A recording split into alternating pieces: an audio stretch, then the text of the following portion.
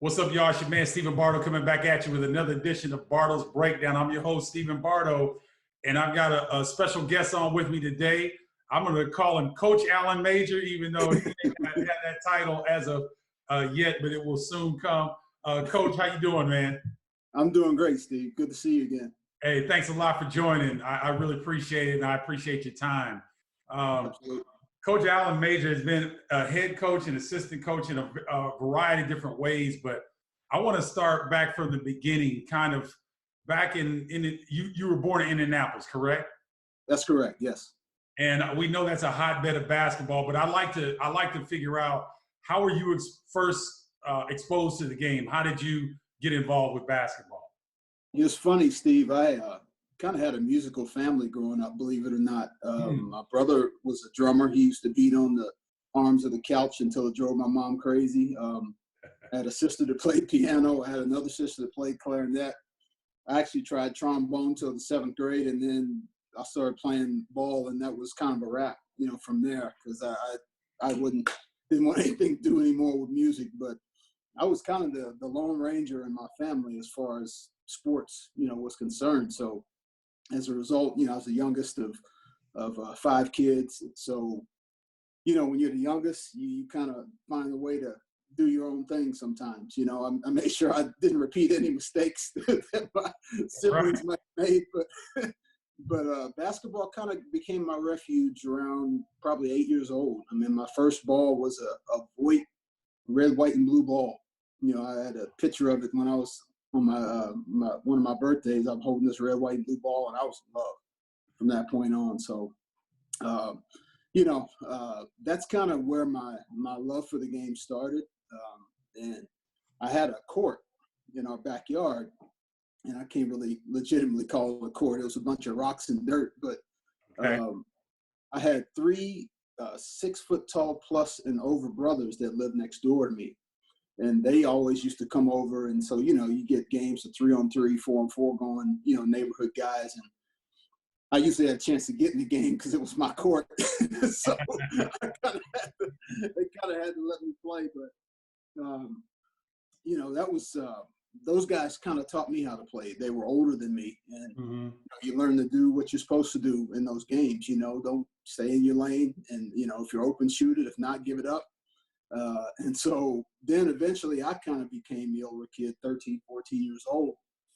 And I still distinctly remember, playing 3-on-3 with some kids, and I was kind of the oldest of them all, and we called a little huddle. And I'm like, hey, man, you run over here, and, I'm going to come get you open. I'm going to pass the ball the other way. I'm going to come set a screen for you. If you get open, shoot it. And it went pass, screen, shot, bang. And I was kind of like, that was kind of cool. So it was almost one of those deals. It wasn't like light shown from heaven or anything like that, but it was just, I just knew I from that kind of moment on in my life, I always wanted to be a part of basketball in some way, shape, or form. And so I was an average player in high school, had some small college recruitment, but I ended up going to Purdue because my high school had some academic money for kids that just wanted to go to Purdue. Okay. And my brother was already in school there. He's 4 years older than me, so he was in kind of graduate married student housing. And so I kind of had a bit of a security blanket if I went there, go visit my brother every now and then. And I had a phenomenal talk with my high school coach right before our playoffs in my senior year. And I told him that I wanted to get into coaching, and he just gave me so much encouragement as far as saying, hey, Alan, I think you got a good mind for the game. I've always enjoyed coaching you. I was a captain at that point, and I just kind of I told him, look, I'm going to go to Purdue. And so then he had to have the reality talk with me about, okay, you can try to walk on thing because clearly you're going there since they're not recruiting you. So you'll remember this name, actually, Steve. I went to Purdue. 11 guys tried out for a 6 a.m. walk-on tryout.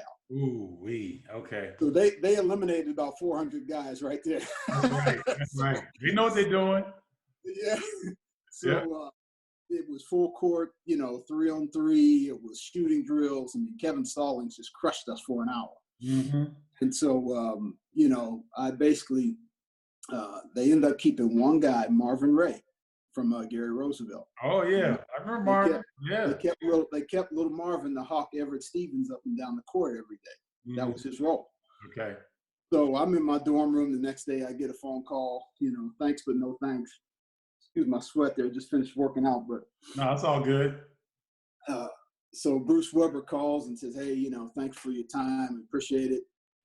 So I'm sitting in my dorm room, and I remember my high school coach had said, there's a realistic chance you're probably not going to make the team, since it's a long shot. And it was a real talk. It wasn't discouraging talk. It was reality. He said, if that doesn't happen, you got to leave your pride in the dorm. And you need to go back over across the street to Mackey Arena and see if there's something they'll let you do on a daily basis, whatever it is.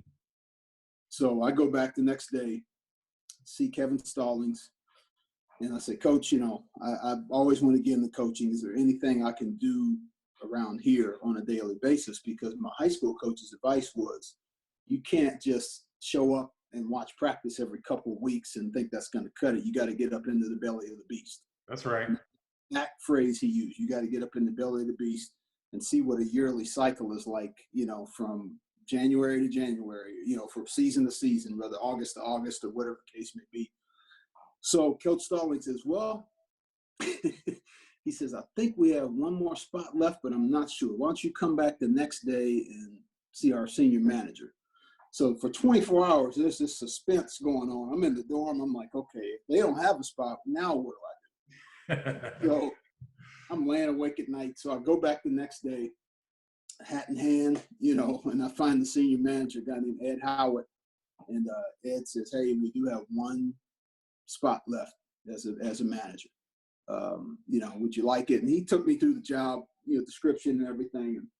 And, I just said, yeah, sure. I mean, whatever it takes to be in this gym every day, just so I can get a feel for what this is like. And so that was kind of if my life had phases, the growing up part was kind of the training camp part. And then the Purdue phase is kind of the preseason, where I get a sense of what it's being like just in a big time program day to day. Yeah, you were around some great coaches during that time too. When you talk about Purdue in the late 80s, early 90s, you're talking obviously Gene Keady, Bruce Weber, you mentioned Kevin Stallings. I mean, these are some great coaches. How was that to be in kind of a petri dish of college basketball greatness around all those coaches? You know what, Steve? I do pinch myself about once a week because I've been incredibly blessed. I mean, it started there, and there's obviously a long line of guys I've been able to be around, but it just was eye-opening because every great program has its own definition of what being great is for them. Mm-hmm. That's right. And so what I got to learn is what is Purdue basketball all about on a daily basis? What's the identity? And it was about fundamentals. It was about toughness. It was about being unselfish. And I'm preaching to the choir here because you was on the other side of a lot of those battles. So right. you already know. I mean, it was hard-nosed play. It was, and so Coach Keady, I still to this day call him my basketball granddad. Really didn't get to know my true grandparents.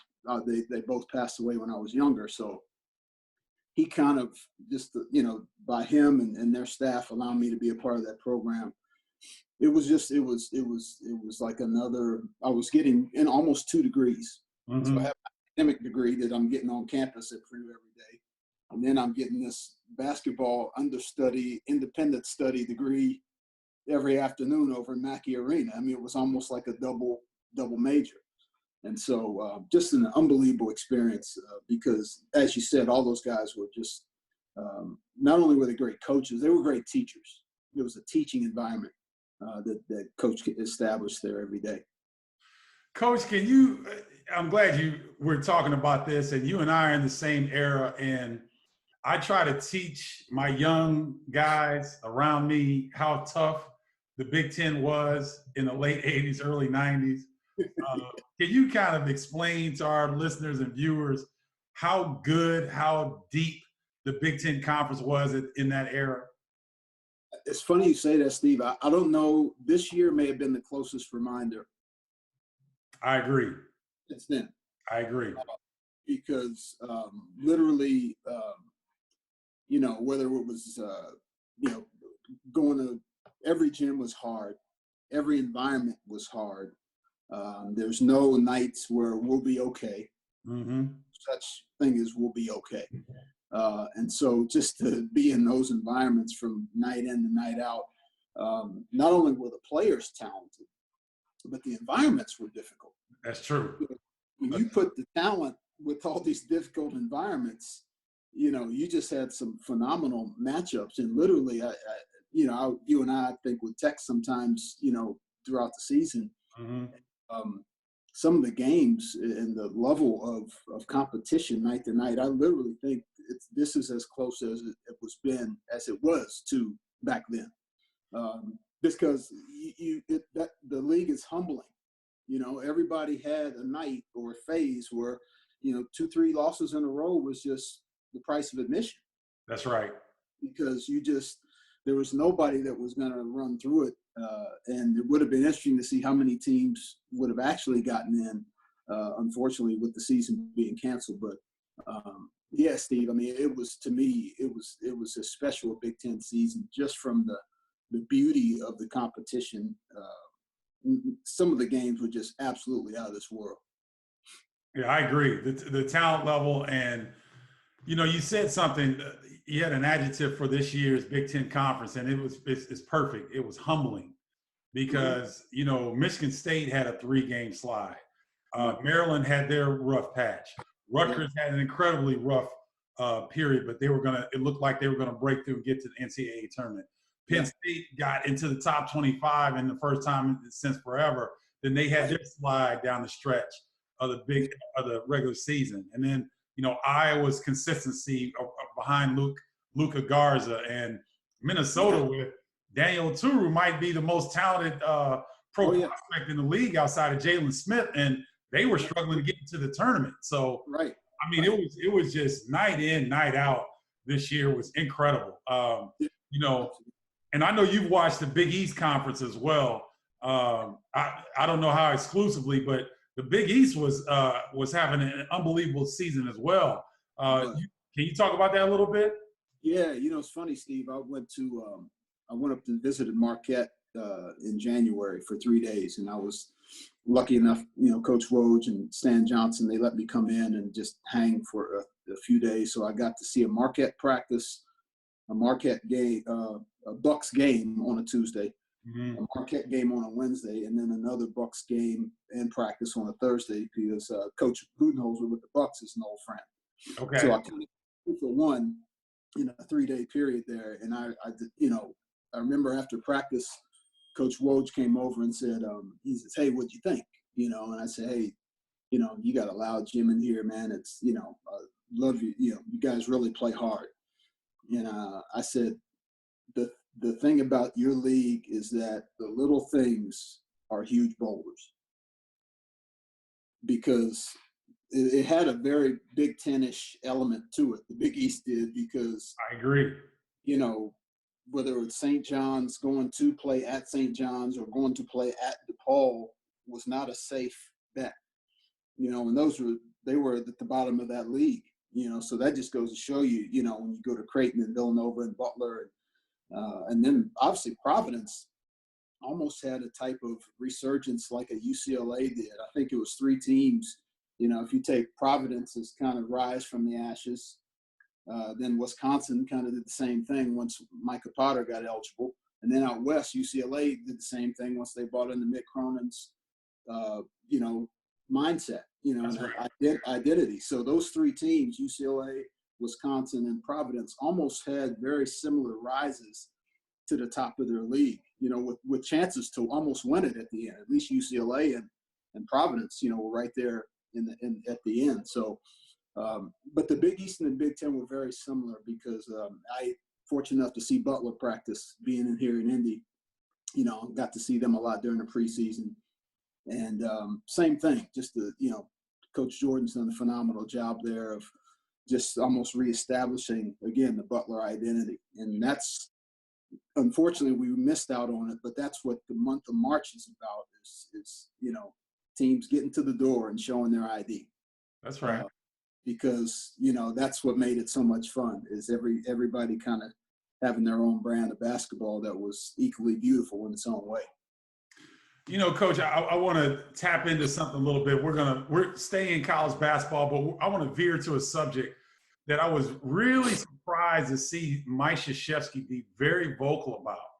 And I think he's a little bit upset because college basketball doesn't have their own commissioner and a person to really get out front of some of the issues that he thinks are really plaguing the sport.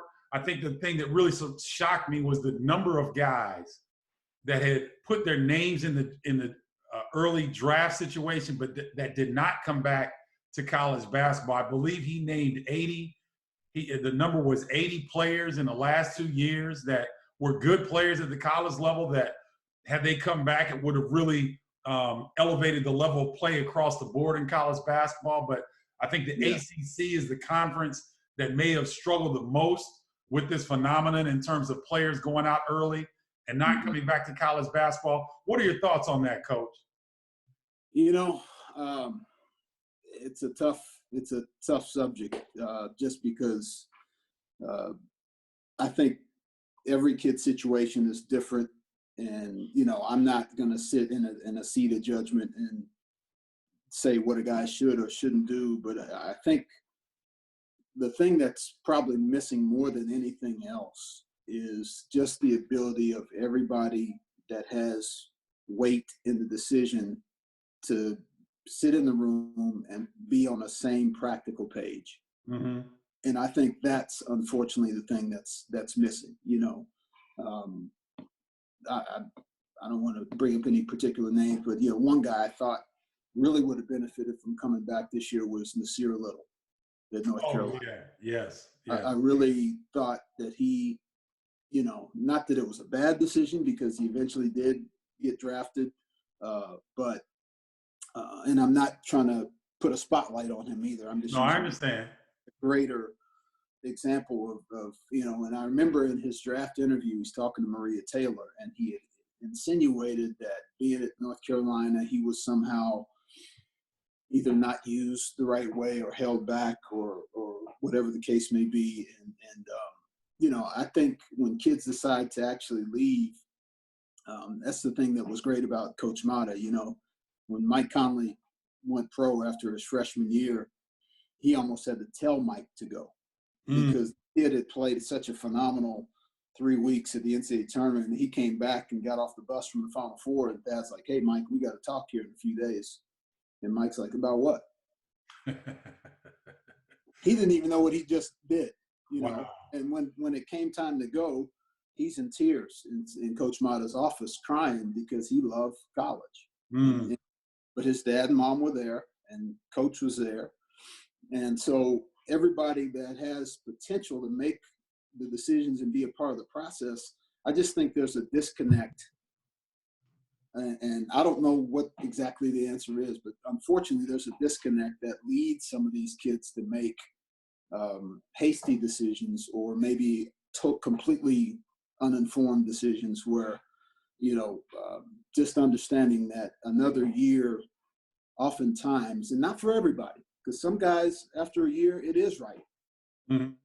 But for some guys after a year or so, or 2 years, it's not exactly right, because there's a development part that they're lacking. And so it ends up being shock treatment sometimes once they get to the next level and they get into the real world. So I just think with every kid's situation, as much as possible, everybody involved, there's just got to be a commitment to get on the same page. And I think a lot of that starts in the recruiting process, from the standpoint of transparency.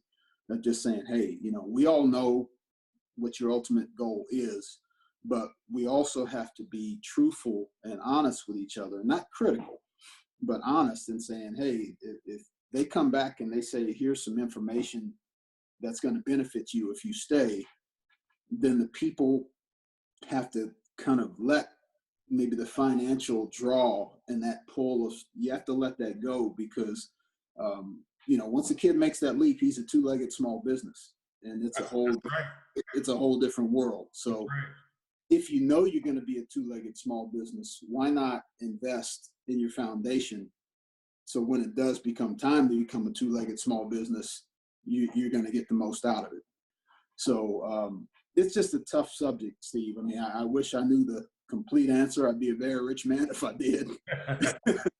But I just think with every situation, coaches, parents, AAU people, everybody that's in the room that has a chance to make some type of weight in the decision, I just think everybody needs to work a little harder on being on the same page. You're watching Barto's Breakdown.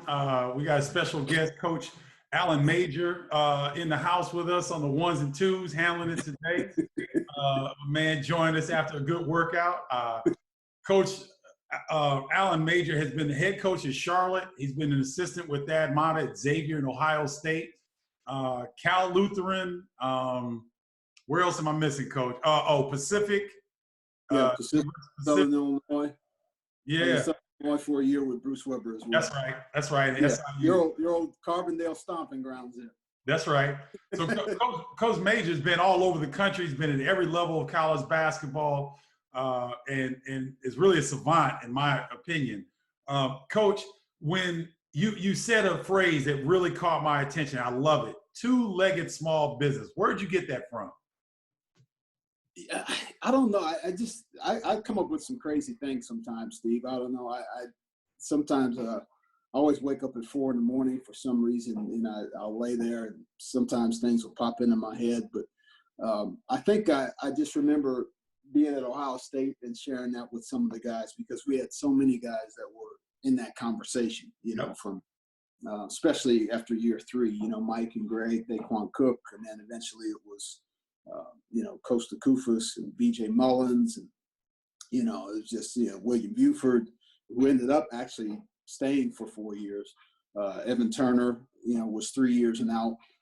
So we just had so many guys coming down through that pipeline of being draftable, and I just think I just don't know if people really look at it that way, because it is a business. Once you cross over from that, college to professional level, there's just so much more.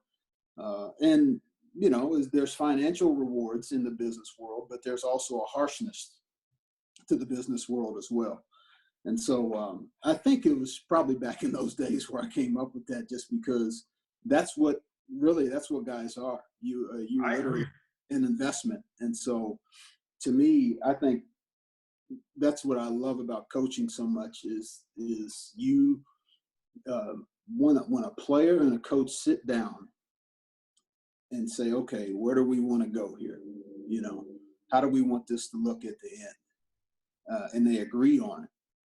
Then to me, that's some really rich ground for something special happening, because now I think I call it partnership, because people, a lot of times coaches get too much credit for developing players. This guy developed this guy, all that. And I was talking to David West, who we coached at Xavier for 2 years. I was talking to him a few weeks ago, and I actually thanked him.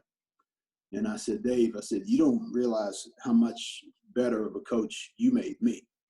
I said, I know in the end game you became National Player of the Year as a result of a lot of hard work. And did I chip in on that? Maybe. I hope so. But I said, you made me a better coach because I had to find a way to stay a step ahead of you.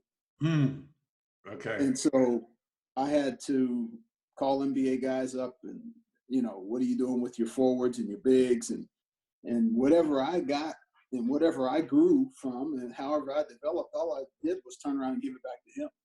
Okay. And so as a result, every time he raised his game a notch and raised his bar, that put the gun back to me again.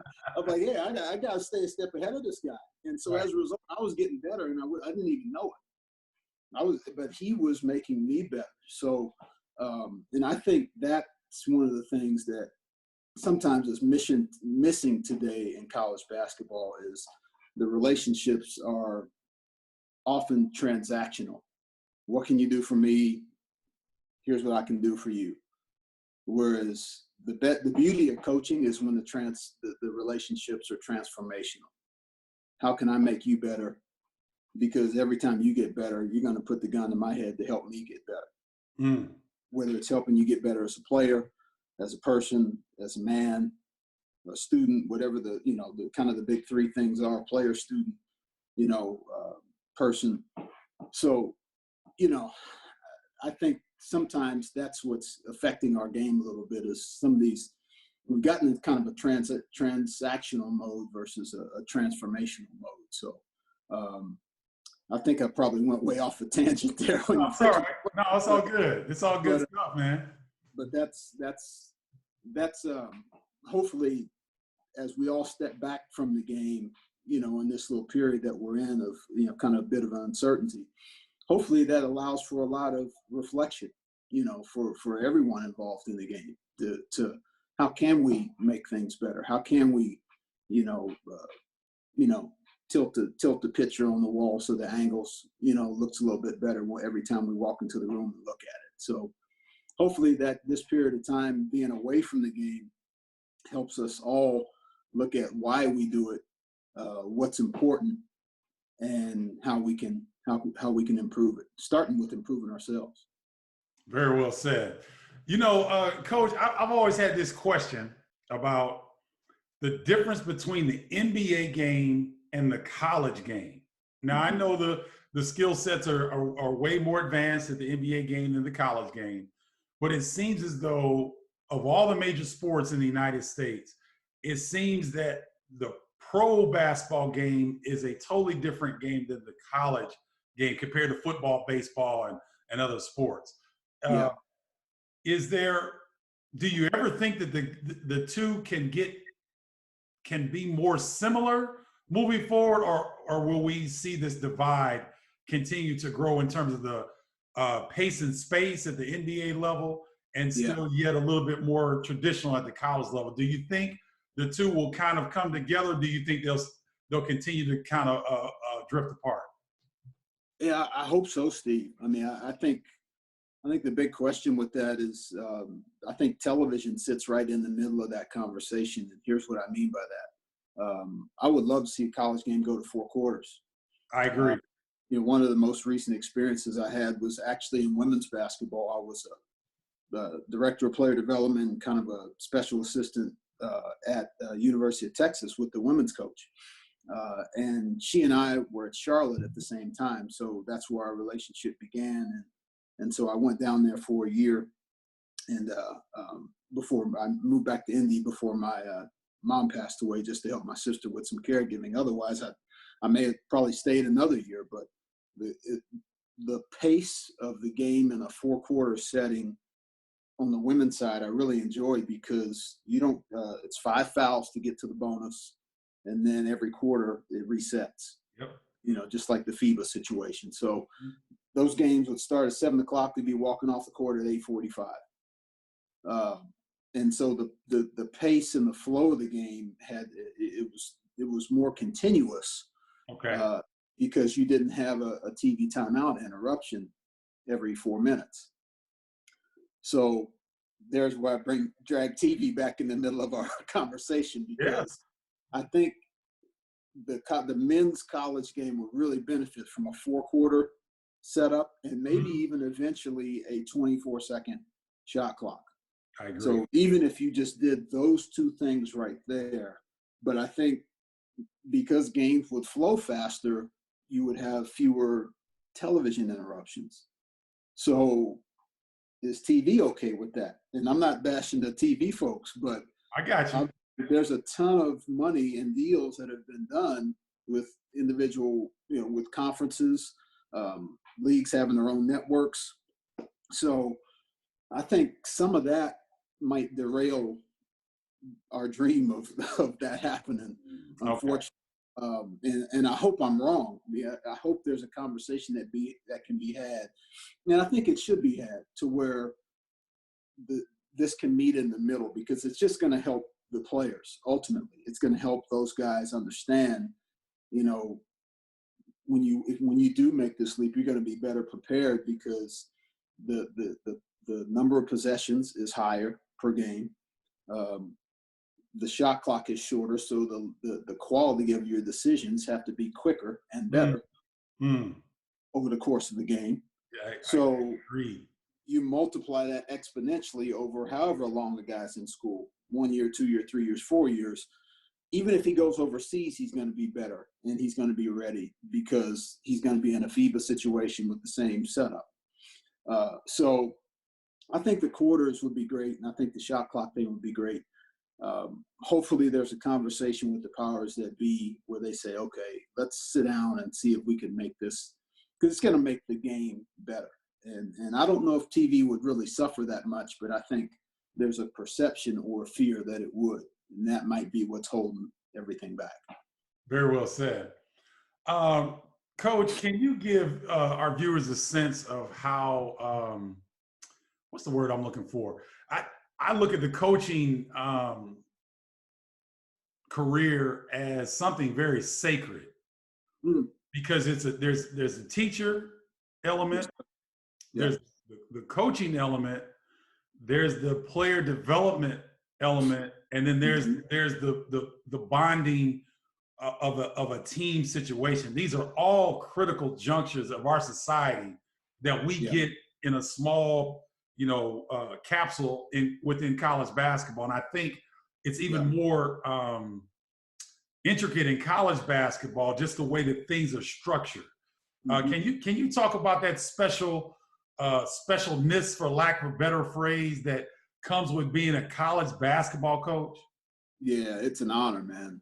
And I know there's probably more guys than not that look at it like that. I know I always looked at it like that. I can tell because that's the way you used to coach, but go ahead. I didn't want to interrupt.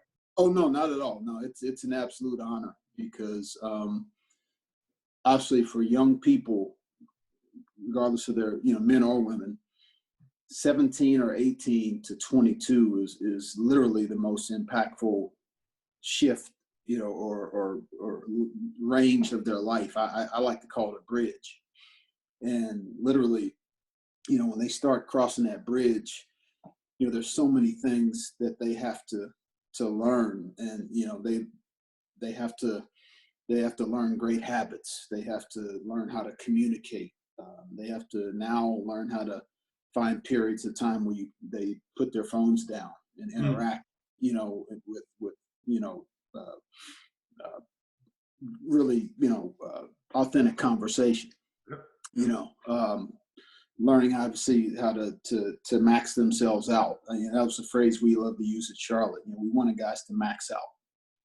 What's it look like for you to play your best?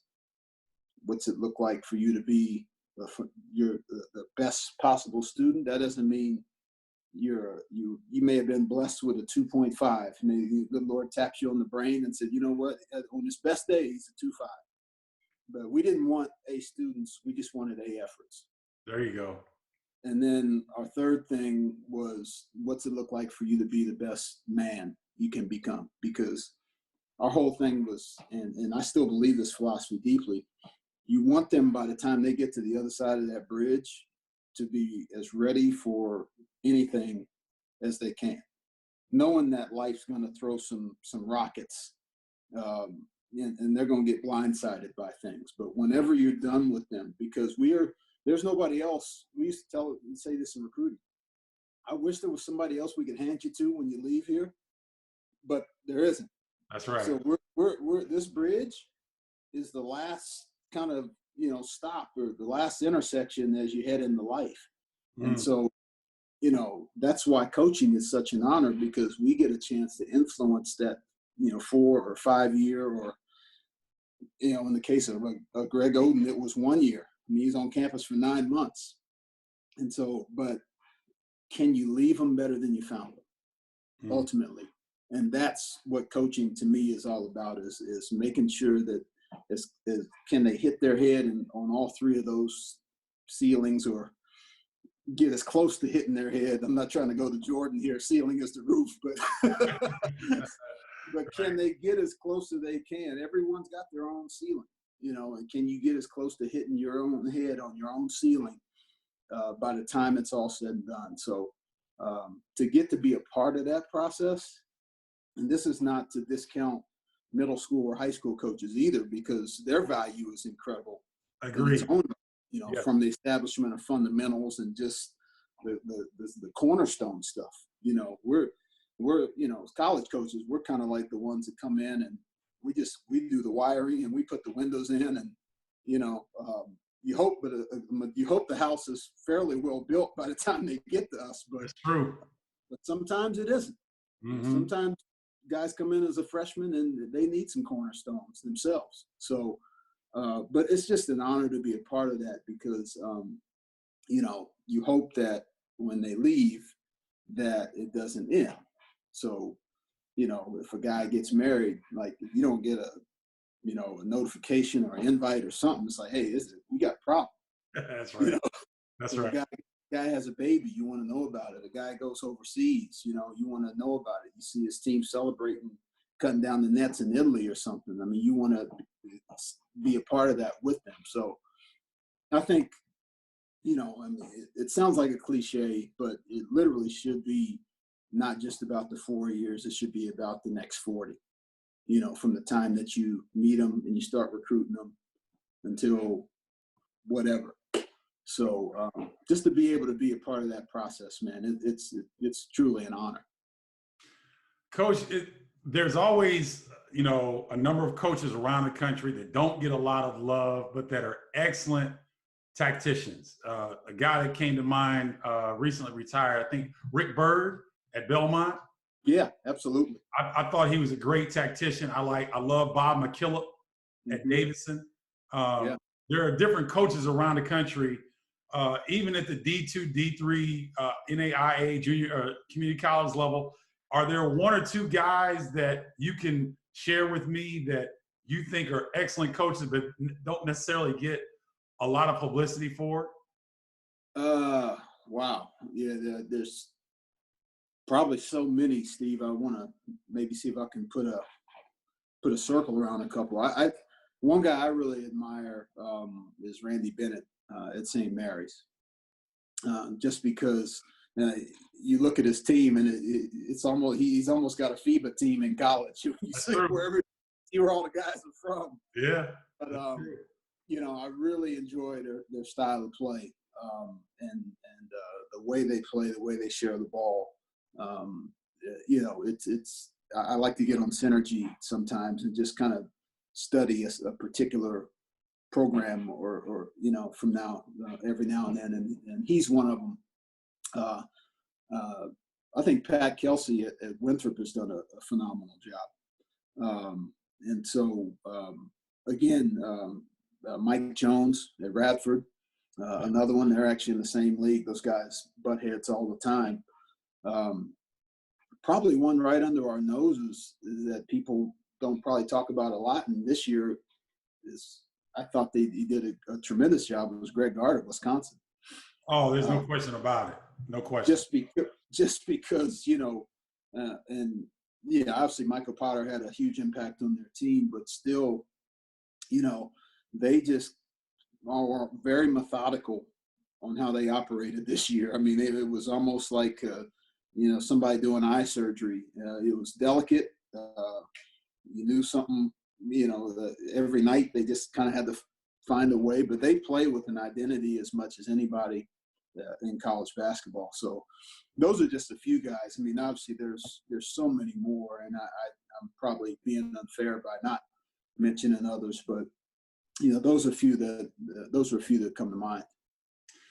Was there any coach, when you made the decision that you were going into this profession, Coach Major, was there any particular coach that you kind of singled out and said, you know what, I like his style, I like her style, I like what they're doing? Is there anybody that you kind of looked up to when you made the decision to go into this profession?